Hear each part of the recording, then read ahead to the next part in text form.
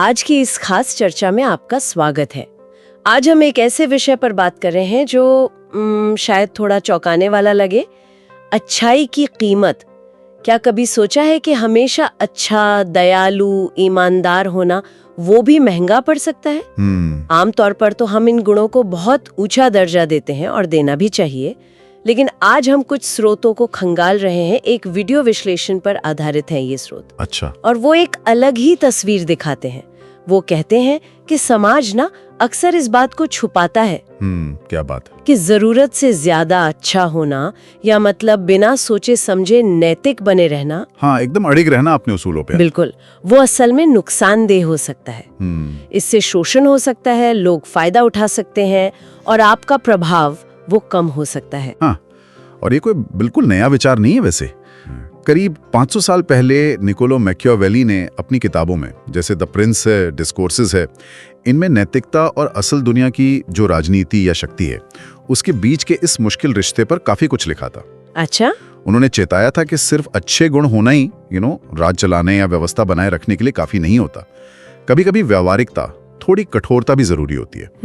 इसे वो विर्चू कहते थे। विर्चू? हाँ, मतलब सिर्फ नैतिक गुण नहीं, बल्कि हालात के हिसाब से ढलने की क्षमता, ताकत, प्रभावशालीता, वो सब। तो आज हमारा मकसद ये बिल्कुल नहीं है कि हम कहें कि भाई अच्छाई या नैतिकता को छोड़ दो। नहीं नहीं, बिल्कुल नहीं। बल्कि हम ये समझने की कोशिश करेंगे कि इस अच्छाई को समझदारी और थोड़ी रणनीतिक सोच के साथ कैसे जोड़ा जाए, ताकि ये भोलापन ना बनकर एक ताकत बने।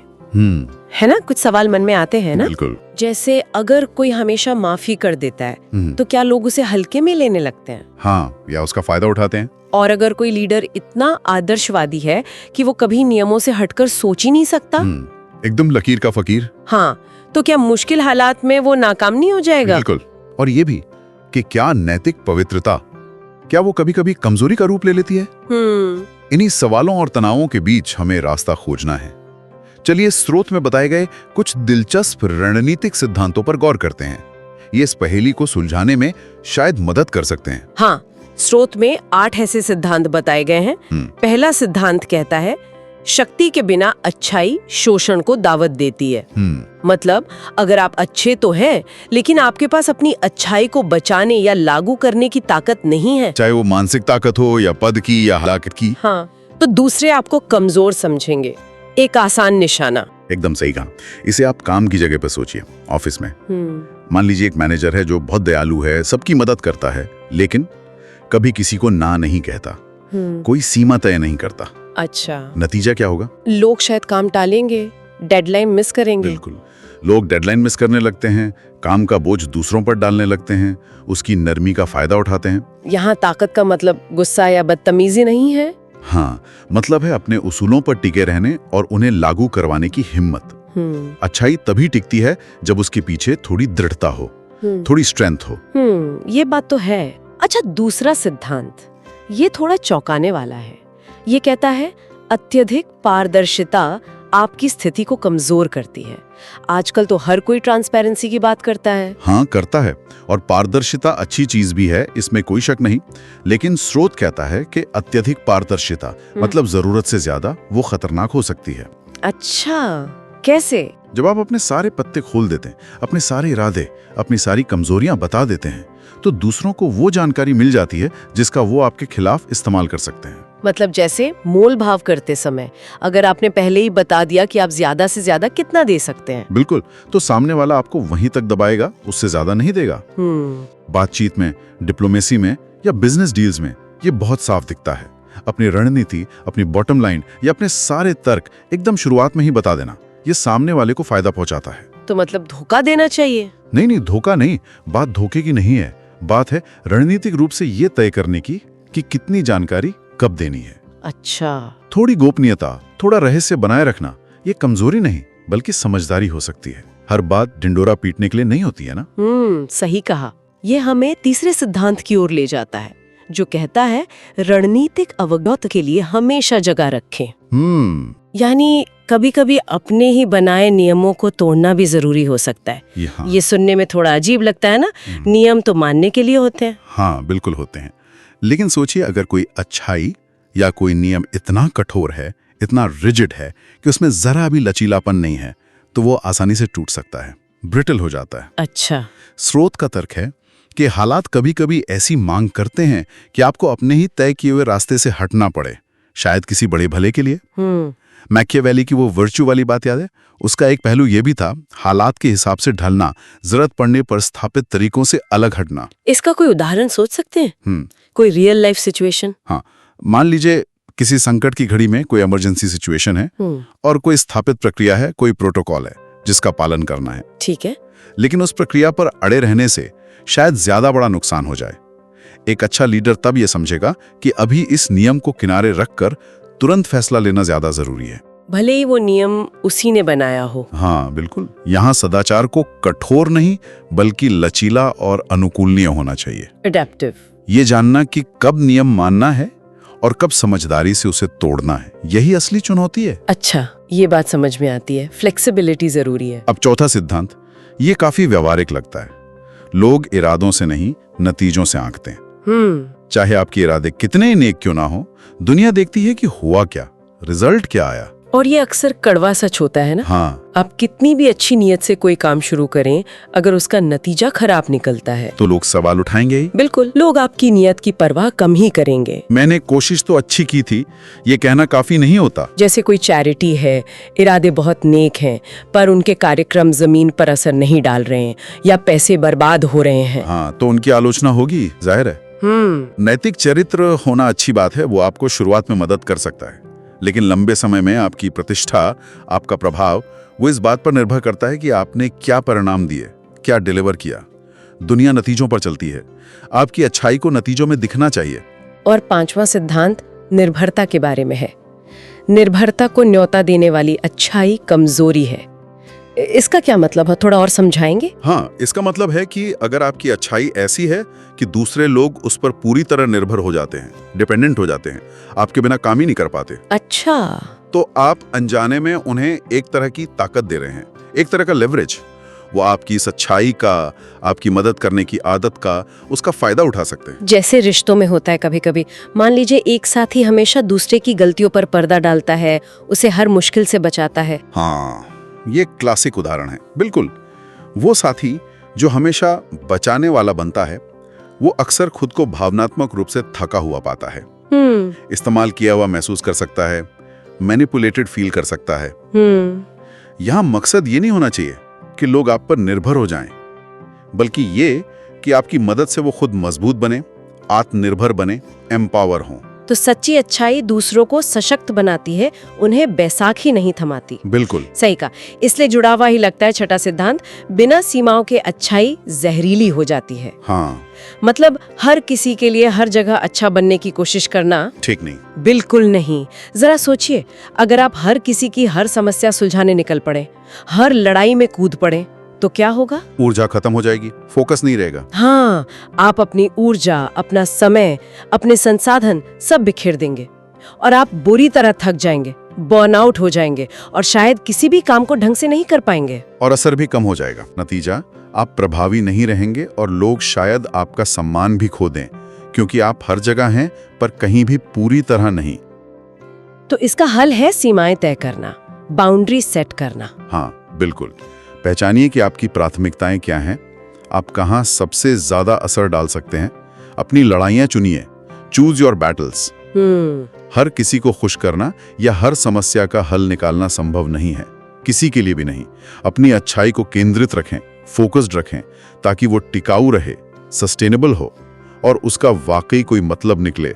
ना कहना भी कभी कभी जरूरी होता है, अपनी भलाई के लिए भी और अपनी प्रभावशालीता बनाए रखने के लिए भी। अब आते हैं सातवें सिद्धांत पर, जो मुझे काफी दिलचस्प लगा। छिपी हुई कठोरता सम्मान दिलाती है।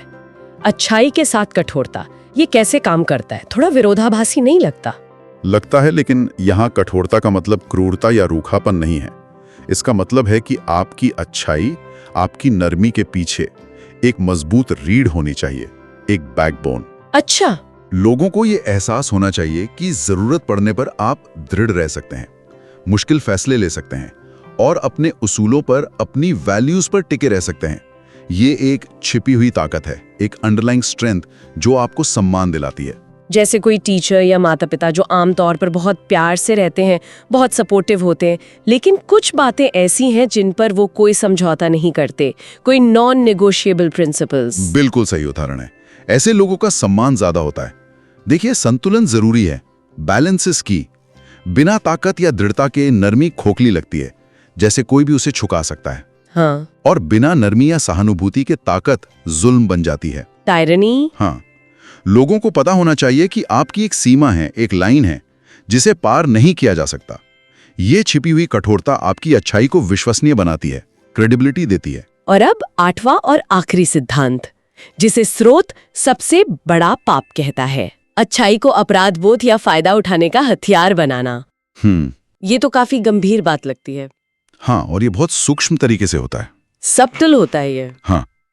जब कोई अपनी अच्छाई का इस्तेमाल दूसरों को दोषी महसूस कराने के लिए करता है या उनसे कुछ करवाने के लिए करता है, एक तरह का दबाव बनाने के लिए, तो वो नैतिकता का हथियार की तरह इस्तेमाल कर रहा होता है, वेपनाइज कर रहा होता है मोरालिटी को। जैसे वो ताने होते हैं कभी कभी, मैंने तुम्हारे लिए इतना सब कुछ किया और तुम ये भी नहीं कर सकते। हाँ। या अगर तुम्हें सच में मेरी परवाह होती तो तुम ऐसा करते या ऐसा नहीं करते। एकदम वही, परफेक्ट एग्जाम्पल। ये अच्छाई नहीं है, ये भावनात्मक ब्लैकमेल है, इमोशनल मैनिपुलेशन है। ये अच्छाई को एक लेन देन बना देता है। मैंने तुम्हारे लिए अच्छा किया, अब तुम्हारी बारी है चुकाने की, वरना तुम बुरे हो। सच्ची अच्छाई वो बिना किसी उम्मीद के, बिना किसी शर्त के दी जाती है, फ्रीली गिवन। सही बात है। जब अच्छाई का इस्तेमाल इस तरह होता है तो ये रिश्तों में कड़वाहट लाता है, पाखंड पैदा करता है। ये सदाचार का मजाक उड़ाना है एक तरह से। तो ये थे वो 8 सिद्धांत। इन्हें सुनकर ऐसा लग सकता है कि भाई अच्छा होना तो बहुत खतरनाक है, लेकिन जैसा हमने शुरू में कहा था, मकसद अच्छाई छोड़ना नहीं है। बिल्कुल नहीं, बिल्कुल भी नहीं। चुनौती है इन दोनों सिरों को जोड़ने की, अपनी अच्छाई, अपने नैतिक मूल्यों को बनाए रखना, लेकिन साथ ही दुनिया की सच्चाइयों को, इंसानी फितरत को और रणनीतिक सोच को भी समझना। सवाल ये है कि ये संतुलन कैसे साधा जाए, हाउ टू इंटीग्रेट। हाँ, और स्रोत में इसके लिए कुछ रास्ते सुझाए गए हैं, कुछ टिप्स हैं। जैसे सबसे पहले तो खुद को जानना बहुत जरूरी है, सेल्फ अवेयरनेस। आपकी स्वाभाविक प्रवृत्ति क्या है, आपकी डिफॉल्ट सेटिंग क्या है, क्या आप बहुत जल्दी नरम पड़ जाते हैं, कहाँ आपकी ताकत है, कहाँ कमजोरी। अपने अंधे धब्बों को, ब्लाइंड स्पॉट्स को पहचानना, ये पहला कदम है। बिल्कुल। दूसरा, अपने अटल सिद्धांत तय करें। आपकी कोर प्रिंसिपल्स क्या हैं? वो कौन सी मूल बातें हैं जिन पर आप कभी समझौता नहीं करेंगे? Non negotiables. हाँ, उन्हें पहचानें और उन्हें अपना मार्गदर्शक बनाएं, अपनी गाइडिंग लाइट। लेकिन साथ ही कम महत्वपूर्ण मामलों में लचीलेपन की गुंजाइश रखें, स्ट्रेटेजिक फ्लेक्सिबिलिटी। हर मुद्दे को नाक का सवाल बनाना जरूरी नहीं। यहाँ फिर वही विर्चो वाली बात आती है, सिद्धांतों पर टिके रहना, लेकिन जरूरत पड़ने पर रणनीति बदलना। और अपनी ऊर्जा बचाकर रखना भी जरूरी है ना। आपने बर्नआउट की बात की थी, मतलब एक भावनात्मक और मानसिक भंडार बनाना, रिजर्व्स। बिल्कुल, बहुत जरूरी है। इमोशनल, इंटेलेक्चुअल, रिलेशनल स्ट्रेंथ का एक रिजर्व बनाना। अगर आप हमेशा दूसरों की मांगों या दुनिया की समस्याओं से जूझते रहेंगे तो आप खाली हो जाएंगे, ड्रेन हो जाएंगे।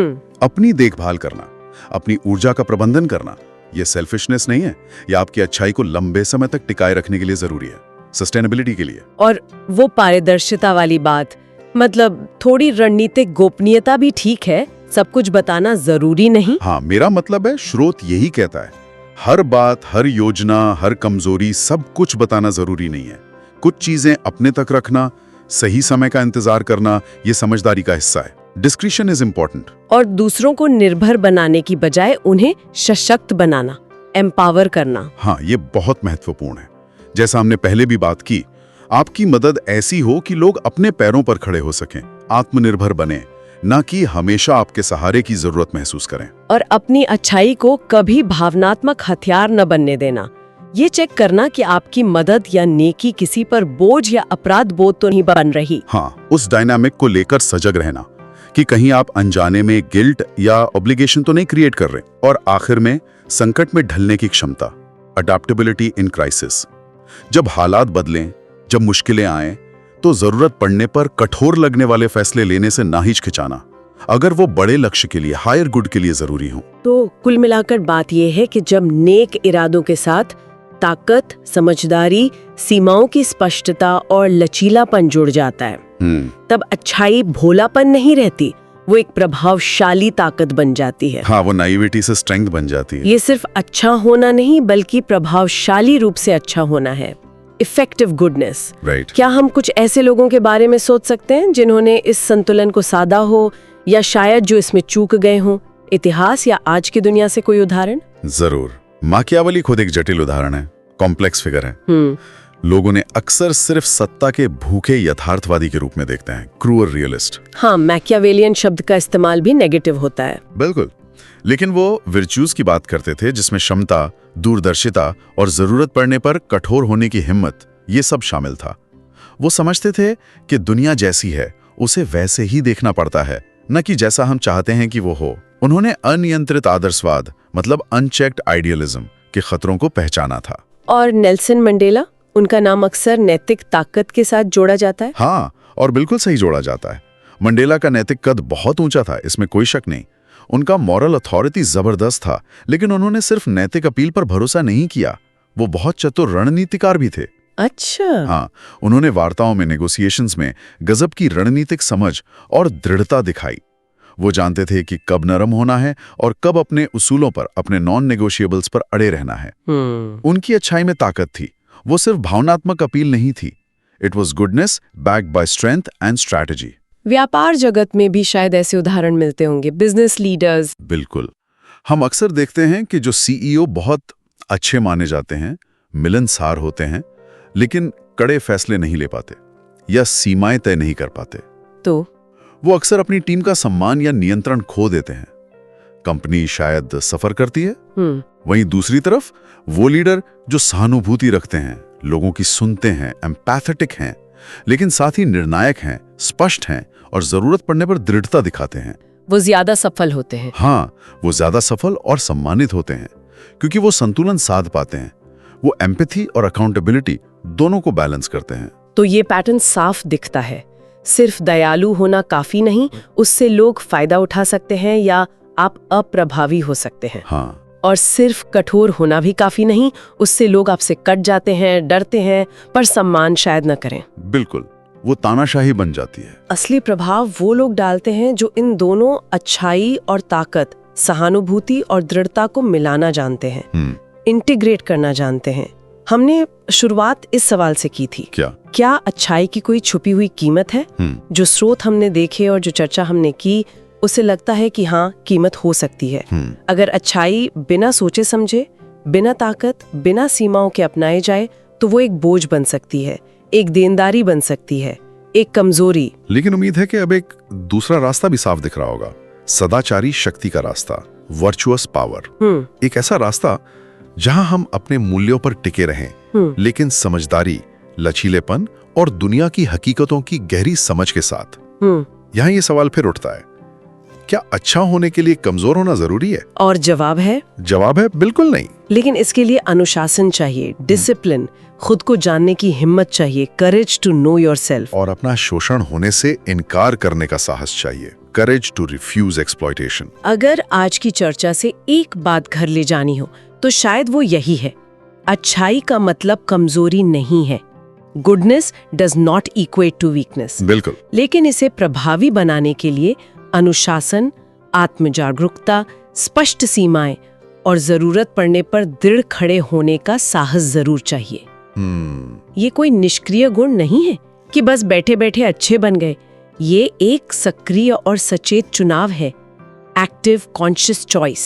और जाते जाते एक सवाल आपके सोचने के लिए छोड़े जाते हैं, एक फूड फॉर थॉट। ऐसा क्यों होता है कि समाज अक्सर ताकत दिखाने को, स्ट्रेंथ के डिस्प्ले को बुराई या कठोरता मान लेता है और रणनीतिक चुप्पी या थोड़ी गोपनीयता को धोखा समझ लेता है? दिलचस्प सवाल है। जबकि जैसा हमने आज देखा, कभी कभी ये चीजें, ये तथाकथित कठोरता या चुप्पी न सिर्फ रणनीतिक रूप से जरूरी होती हैं, बल्कि अपने मूल्यों या अपने अस्तित्व को बचाए रखने के लिए भी अनिवार्य हो सकती हैं। सोचिएगा जरूर कि हम अच्छाई, ताकत और रणनीति के बीच की इन बारीक रेखाओं को कैसे देखते और आंकते हैं। द डीप डाइव सुनने के लिए शुक्रिया। अगली बार तक कोशिश रहे कि आपकी अच्छाई सच्ची भी हो और लचीली भी, रियल भी, रिजिलियंट भी।